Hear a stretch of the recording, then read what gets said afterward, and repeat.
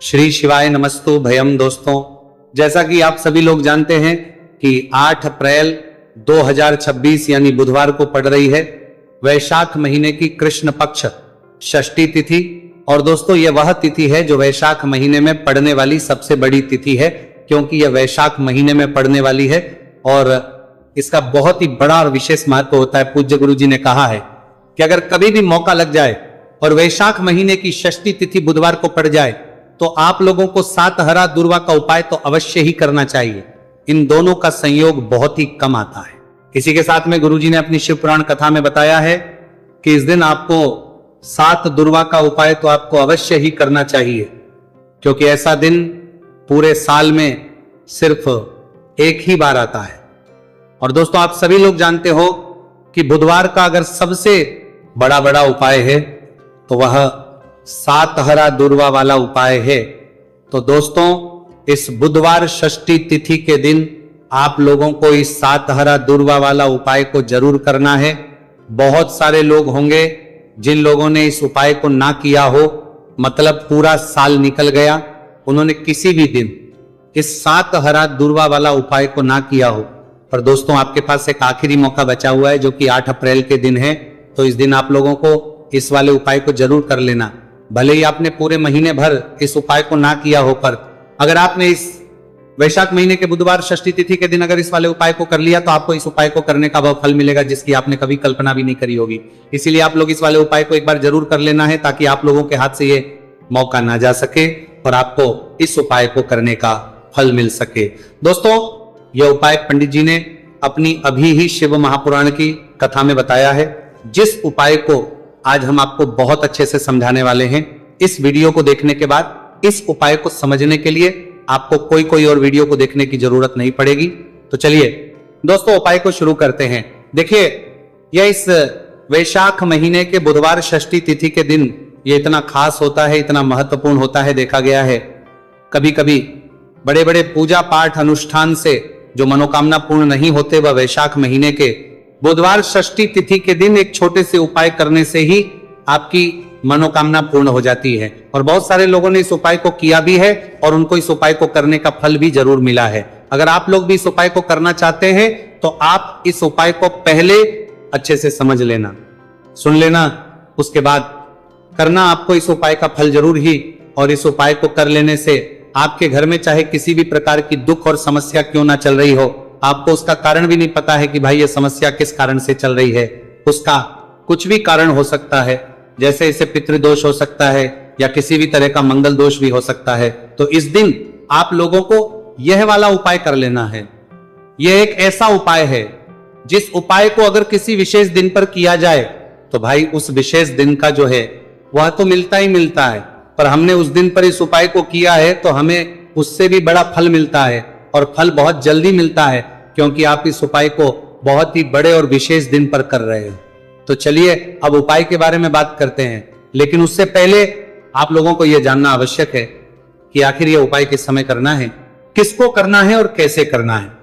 तो चलिए हम आगे आपको वीडियो में एक एक करके बता देते हैं। उससे पहले अगर आप लोग हमारे चैनल पर पहली बार हैं तो हमारे चैनल को सब्सक्राइब करना ना भूलें, और अगर आपके पास कोई सवाल है तो आप हमें कमेंट बॉक्स में बता सकते हैं। और अगर आपको हमारा वीडियो पसंद आया है तो आप हमें लाइक और शेयर करना ना भूलें। और अगर आपको हमारे चैनल की जानकारी चाहिए तो आप हमें फॉलो कर सकते हैं। और अगर आपके पास कोई प्रश्न है तो आप हमें कमेंट बॉक्स में बता सकते हैं। पहली बार आए हैं या फिर मेरी आवाज आज पहली बार सुन रहे हैं तो हमारी को सब्सक्राइब जरूर कर लेना, और इस वीडियो को करके कमेंट बॉक्स में श्री शिवाय नमस्तु भयम ओम नमः शिवाय जरूर टाइप कर देना। तो दोस्तों, इस 7 दुर्वा वाला उपाय को हमें इस बुधवार षष्ठी तिथि के दिन कैसे करना है, किसको करना है, किस समय करना है और कहां पर करना है, ये सारे सवालों के जवाब आपको इस वीडियो में मिल जाएंगे। और जो ये वीडियो देखेगा भाई, उसको 7 हरा दुर्वा वाला उपाय जरूर करना चाहिए, क्योंकि इस दिन 7 दुर्वा का भी बहुत ही बड़ा और विशेष महत्व होता है। और जब बात आ जाए हरा दुर्वा की तो ये सोने पर सुहागा वाली बात हो जाती है, और ये एक बहुत ही बड़ा उपाय हो जाता है इस बुधवार षष्ठी तिथि का। तो अब दोस्तों, इस 7 हरा दुर्वा वाला उपाय को आखिर करना किसको है, सबसे पहले हम लोग वो बात जान लेते हैं। तो देखो, घर की जो बड़ी माताएं बहनें होती हैं, उन माताओं बहनों में से कोई भी एक बड़ी माता बहन इस वाले उपाय को कर सकती है। और दोस्तों अगर आप चाहें तो अपने घर में से सभी सदस्यों भी इस उपाय को करवा सकते हैं। अगर किसी व्यक्ति की खुद की कोई मनोकामना है, खुद की कोई दुख और परेशानी है जो कि वो अपने लिए ही करना चाहता है इस वाले उपाय को, तो वो खुद अपने लिए भी कर सकता है।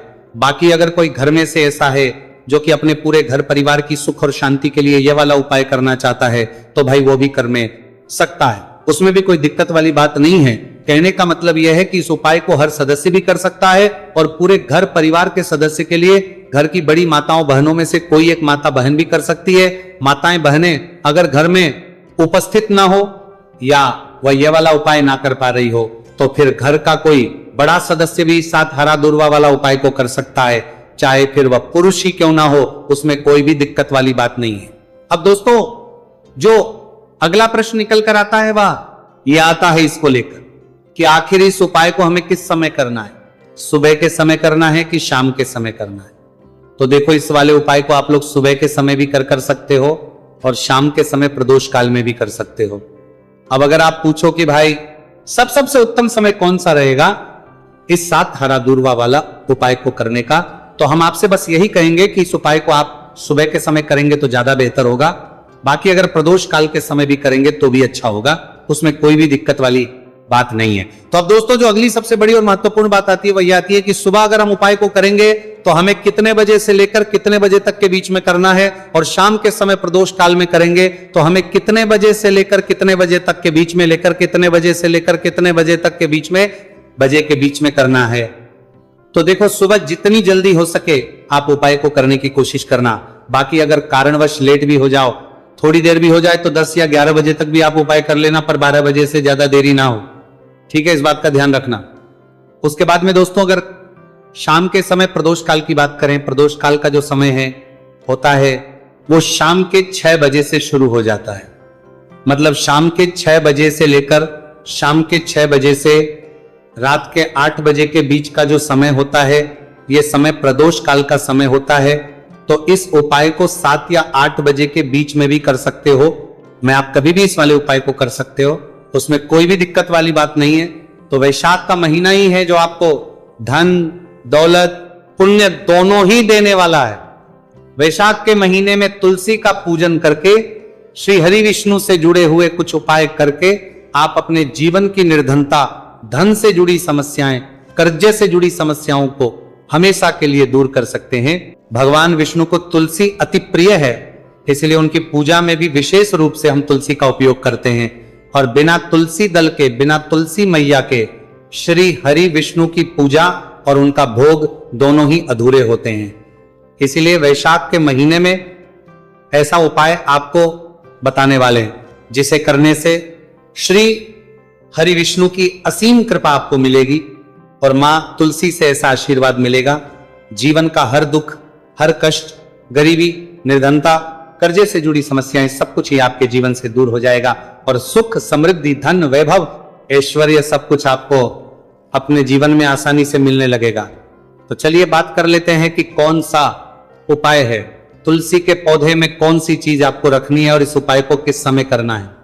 देखिए सबसे पहले तो आपको बता दें कि अगर आपके घर में तुलसी का पौधा नहीं है तो वैशाख के महीने में एक तुलसी का पौधा अपने घर में लाकर जरूर लगाए, क्योंकि वैशाख के महीने में जो लोग अपने घर में तुलसी जी का पौधा लाकर लगाते हैं, माँ तुलसी का पूजन करते हैं, कभी भी माँ तुलसी उनके घर में निर्धनता नहीं रोकने देती है। हमेशा उनके घर में धन की वृद्धि होती है, धन की वर्षा होती है। तो जरूर से तुलसी का पौधा आप वैशाख के महीने में अपने घर जरूर लेकर आए और अच्छे से आपको माँ तुलसी का पूजन करना है, माँ तुलसी के पौधे की देखभाल करनी है। और वो कौन चीज है जो आपको तुलसी के पौधे में वैशाख के महीने 8 अप्रैल बुधवार षष्ठी तिथि में रखना है, और कैसे यह चीज रखते ही रातों रात आपके जीवन में चमत्कार होगा और आपके भाग्य का भी आपको साथ मिलेगा। तो देखिए इस वीडियो में जितने भी उपाय हम आपको बताएंगे सभी उपाय सरल है। देखो गुरुजी ने कहा है कि बुधवार के दिन आपको 7 हरा दुर्वा वाला उपाय तो अवश्य ही करना चाहिए। वीडियो के अंतिम में आपको उपाय बताया है, आपको करना है। देखो आगे बढ़ने से पहले वीडियो को एक लाइक जरूर करें। देखो सबसे पहला उपाय, यदि आपके जीवन में कर्जा बहुत अधिक है, आपके जीवन में संकट बहुत अधिक रहते हैं, आपके ऊपर बहुत अधिक विपदा आ रही है, बार बार आपको अपने व्यापार में और अपने धन में हानि देखने को मिल रही है, यानी कि आपको प्रत्येक कार्य में हानि हो रही है, तो आपको यह उपाय करना चाहिए। इस उपाय को करने के लिए आपको दो चीजों की आवश्यकता होगी। सबसे पहले है, आप जानते हो, जो कि भगवान गणेश जी को समर्पित होती है, तो आपको वो हरा दुर्वा की आवश्यकता होगी, साथ ही में एक लोटा जल की आवश्यकता होगी। और आप जब भी उपाय को करें, जिस दिन भी आपको करें, तो आपको प्रातः कल सुबह सुबह ही सुबह वो करना है। इस बात का विशेष रूप से आपको ध्यान रखना है, ठीक है। तो आपको एक हरा दुर्वा लेनी है। अगर आधा हरा दुर्वा भी मिल जाती है तो भी कोई दिक्कत नहीं है, बस आपको हरा दुर्वा है। अगर ज्यादा ना मिले तो उस स्थान पर एक हरा दुर्वा भी ले सकते हैं। हरा दुर्वा आपको आसानी से कहानी पर भी मिल जाएगी। बस याद रखिएगा, शुद्ध दुर्वा, और मतलब उसे शुद्ध करके ही उपयोग में लीजिएगा, है ना।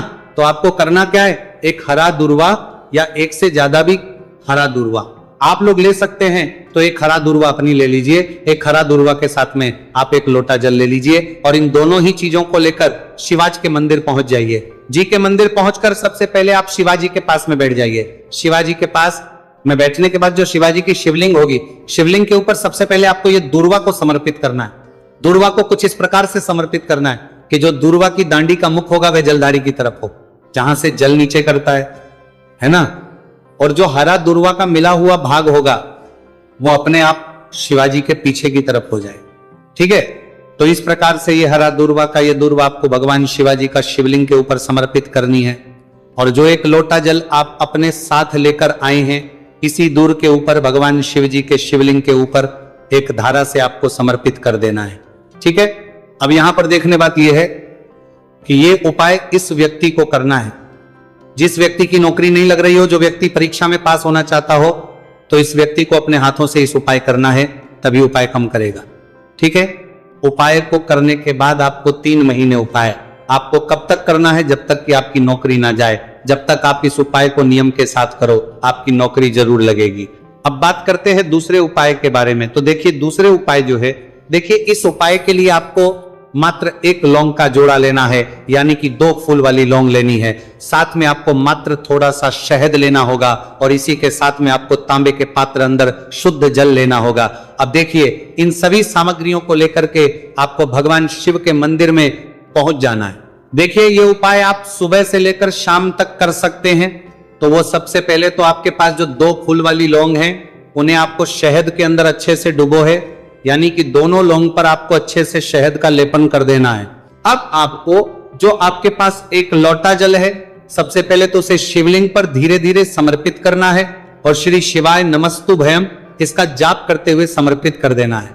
अब आपके पास जो 2 फूल वाली लौंग है शहद से, उसे आपको शिवलिंग पर अर्पित करना है, और आपको प्रार्थना करनी है कि जीवन में जो रोग की स्थिति है वह समाप्त हो, जीवन के जो संकट और समस्याएं हैं वह सभी समाप्त हो, जीवन से जो कर्ज की समस्या है वह समाप्त हो। इस प्रकार से प्रार्थना करते हुए ये जो 2 फूल वाली लौंगी शहद संयुक्त इस आपको शिवलिंग पर अर्पित कर देनी है। आपकी जो भी समस्या होगी इस बुधवार के दिन अवश्य ही समाप्त हो जाएगी। तो इस प्रकार से आपको पहला उपाय करना है। अब हम बात कर लेते हैं दूसरे उपाय के बारे में। देखिए, यह उपाय आपके लिए सर्वश्रेष्ठ होने वाला है। देखिए, इस उपाय के लिए आपको चाहिए होंगे 5 हरा मूंग के दाने, और मूंग के दाने कहीं से भी खंडित नहीं होने चाहिए, इस बात का ध्यान रखें। और इसी के साथ मैं आपको एक तांबे के पात्र के अंदर अपने घर से शुद्ध जल 1 लोटा जल ले लेना है।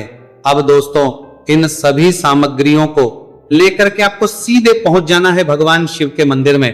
देखिए, इस उपाय को भी आप सुबह भी कर सकते हैं और शाम के समय में भी कर सकते हैं। देखिए, भगवान शिव के मंदिर में पहुंचने के बाद आपके पास जो 5 हरे मूंग है, उनमें से पहला जो हरा मूंग है, आपको शिवलिंग के सामने जो नंदी महाराज होते हैं और उनका जो पैर उठा हुआ होता है, वहां पर आपको पहला हरा मूंग समर्पित करते हैं, और आपको श्री शिवाय नमस्तुभयम इसका जाप कर लेना है। फिर आपको दूसरा हरा मूंग लेना है, और शिवलिंग पर जो श्री गणेश जी वाला स्थान होता है, वहां पर आपको ये दूसरा हरा मूंग समर्पित कर देना है। यानी कि शिवलिंग के सीधे तरफ आपको ये दूसरा हरा मूंग समर्पित करना है, और फिर आपको ओम गण गणपते नमः या फिर ओम श्री गणेशाय नमः इसका जाप कर लेना है। तीसरा हरा मूंग का दाना आपको भगवान शिव की सबसे प्रिय पुत्री माता अशोक सुंदरी वाले स्थान पर समर्पित करना। शिवलिंग की जो जलाधारी होती है, जहां से जल बह करके आता है, उसी जलाधारी के बीच में जो कहीं कहीं उठी हुई लाइन होती है सांप की आकृति के रूप में, वहीं पर आपको तीसरा हरा मूंग समर्पित करना है और फिर आपको ओम नमः शिवाय इसका जाप कर लेना है। अब दोस्तों चौथा जो हरा मूंग है उसे आपको भगवान कार्तिकेय जी का जो स्थान होता है शिवलिंग पर, वहां पर आपको ये चौथा हरा मूंग का दाना समर्पित कर देना है और आप ओम नमः शिवाय इसका जाप कर लेना है। अब दोस्तों आपके पास जो पांचवा और अंतिम हरा मूंग बचा हुआ है उससे जल के पात्र के अंदर डाल देना है और इस हरे मूंग से युक्त जल से आपको भगवान शिव के शिवलिंग का अभिषेक कर देना है। जल आपको बिल्कुल धीरे धीरे समर्पित करते जाना है और लगातार आपको शिव महापुराण के मूल श्री शिवाय नमस्तुभयम इसका जाप करते रहना है। फिर आपको शिवलिंग के आगे बैठकर, यदि आप अपने बच्चों के लिए ये उपाय कर रहे हैं, यदि आप अपने बच्चों की बुद्धि ज्ञान और विवेक के लिए उपाय कर रहे हैं, तो उसके लिए आपको प्रार्थना कर लेनी है, या फिर व्यापार में वृद्धि करने के लिए ये उपाय कर रहे हैं तो उसकी कामना करते हुए आपको प्रार्थना कर लेनी है, या फिर अपनी नौकरी के लिए कर रहे हैं, या फिर अपने इंटरव्यू के लिए, या फिर धन की प्राप्ति के लिए कर रहे हैं। जिस भी कामना के लिए आप उपाय कर रहे हैं उसे परिपूर्ण करने के आपको महादेव से प्रार्थना कर लेनी है और फिर आपको वापस अपने घर आ जाना है। पूज्य गुरु जी ने कहा है कि जो भी व्यक्ति इस उपाय को कर लेता है तो यकीन मानिए आपके जीवन की जो सारे संकट, कष्ट और बाधाएं ही वह सभी समाप्त होंगे। अब हम बात करते हैं अगले उपाय की। इस उपाय के लिए आपको एक दीपक लेना है। दीपक आप मिट्टी का भी ले सकते हैं और शुद्ध आटा मढ़कर उसका दीपक भी आप तैयार कर सकते हैं। अंदर गोल बाती का प्रयोग करना है और दीपक के अंदर आपको शुद्ध घी का प्रयोग करना है। इसी के साथ में आपको मात्र एक फूल वाली लौंग लेनी होगी।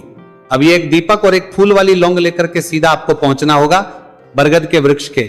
वहां पर देखिए सबसे पहले तो आपके पास जो एक फूल वाली लौंग है उससे आपको बरगद के वृक्ष की जड़ में समर्पित करना है। देखिए अगर आपके जीवन में कोई भी बड़ा संकट आने वाला है, कोई बड़ा कष्ट आने वाला, तो वह इस उपाय के माध्यम से दूर होने वाला है। महादेव की विशेष कृपा रहेगी कि जो भी संकट आपके जीवन में आने वाला होगा वो भी दूर हो जाएगा। तो आपको एक लौंग समर्पित करनी है बरगद के वृक्ष की जड़ में और वहीं पर आपको जो है गोल बाती वाला दीपक जो आप लेकर के गए हैं उससे भी वहां पर प्रज्वलित कर देना है, वटकेश्वर महादेव का स्मरण करते हुए। देखिए जब भी आपको जीवन में इस साल लगने लगे कि आपके जीवन में कुछ भी अच्छा नहीं चल रहा है, तब भी आपको इस उपाय करना है। तो इस प्रकार से आपको यह उपाय करना है। अब हम जान लेते हैं चौथे विशेष उपाय के बारे में। देखें यदि आपके विवाह में, शादी में कोई भी समस्या आ रही है, यदि आपका जो कर्ज है वह दिन पर दिन बढ़ते ही जा रहा है, तो आपको यह चमत्कारी उपाय करना चाहिए।